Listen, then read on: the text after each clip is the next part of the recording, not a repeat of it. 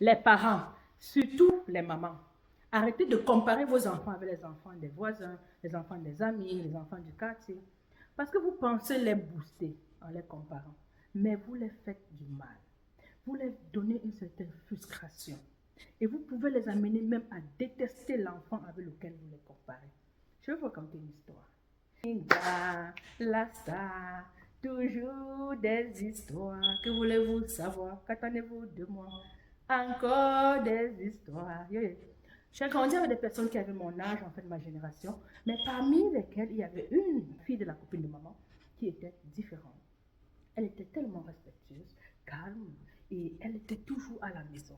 Quand on sonnait même pour rentrer de l'école, elle était la première arrivée à la maison. Les parents la trouvaient toujours là. Elle avait déjà tout nettoyé. Elle avait préparé à donner à ses petits frères, elle avait ses petits frères, etc. Et maman nous disait toujours, pourquoi vous ne faites pas comme elle? Tellement elle appréciait cette fille qu'elle a surnommée exemplaire. Exemplaire n'avait pas, même à l'âge de 20 ans, elle n'avait pas d'amis garçons. Même pour rien, je ne pouvais pas la trouver au quartier en train de papoter avec des garçons, alors que nous, par contre, déjà quand on rentrait de l'école, on craignait les pas parce qu'on restait avec les copines pour discuter un peu avant d'arriver à la maison. Et quand on causait avec les amis garçons, moi, comme moi, je jouais souvent même au billes, je faisais le bras de fer avec les garçons, voilà quoi. Ma maman disait toujours, exemplaire là, elle est spéciale. Tellement maman nous parlait d'exemplaires que nous on commençait à regarder exemplaires en chat. Que c'est quelle fille là qu'on va nous prendre pour challenger comme ça à la maison avec, vous voyez? Et puis, un jour, quand on se baladait, moi je me baladais avec mes soeurs, nous avons rencontré exemplaire avec un ventre ballonné. Elle était enceinte. On s'est regardé et puis on a dit ok. Nous sommes arrivés à la maison, on a trouvé maman. On dit mais maman, est-ce que tu as vu exemplaire là depuis? Elle nous dit oui, j'ai vu exemplaire, elle est là.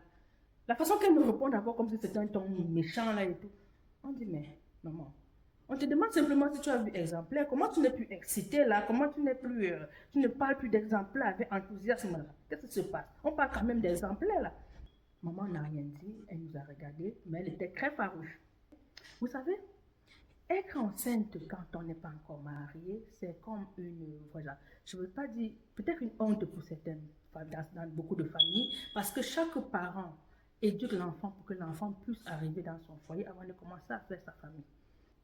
Alors, nous n'avons pas laissé la faire, nous avons continué à pousser maman la pression, une semaine, 2 semaines, on était à la maison, moindre petite chose, exemplaire, moindre petite chose, exemplaire.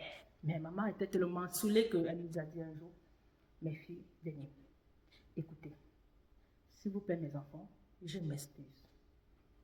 Je m'excuse. Elle nous a dit, vous savez quoi? Elle nous a donné un adage en nous disant, une anecdote je veux dire, en nous disant, vous savez, mes enfants, on ne va pas au marché acheter de l'huile avec de l'eau et du sel gemme.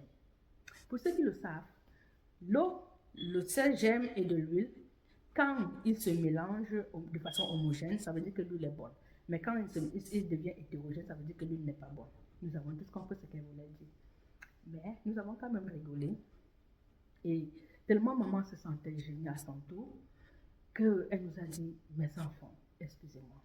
Et depuis ce jour, maman ne nous avait plus jamais comparé avec quiconque. Elle n'a plus jamais parlé d'un enfant à la maison, même si l'enfant était brillant, même si c'était jamais. Elle avait adopté une façon, une nouvelle forme de communication avec nous à la maison. Si elle voulait qu'on fasse quelque chose, elle devait plutôt chercher un moyen de motivation ou bien un moyen de compensation pour nous dire, écoute, si tu fais ça, si tu deviens comme ça, je te donne ceci. Alors on était plus en harmonie avec maman, on était plus, on était plus proche de maman, quoi, parce que maintenant la communication était différente. Et c'est pourquoi je fais cette vidéo, pour attirer l'attention des parents. Il faut éviter ou arrêter de comparer vos enfants. Ça frustre les enfants. Ça fait détester même les enfants, les enfants, se détester entre eux. Au concret, il faut chercher comment amener votre enfant à faire ce que vous voulez. Par exemple, si vous avez vu peut-être l'enfant du voisin est intelligent, ne dites pas à votre enfant, il faut être intelligent comme lui.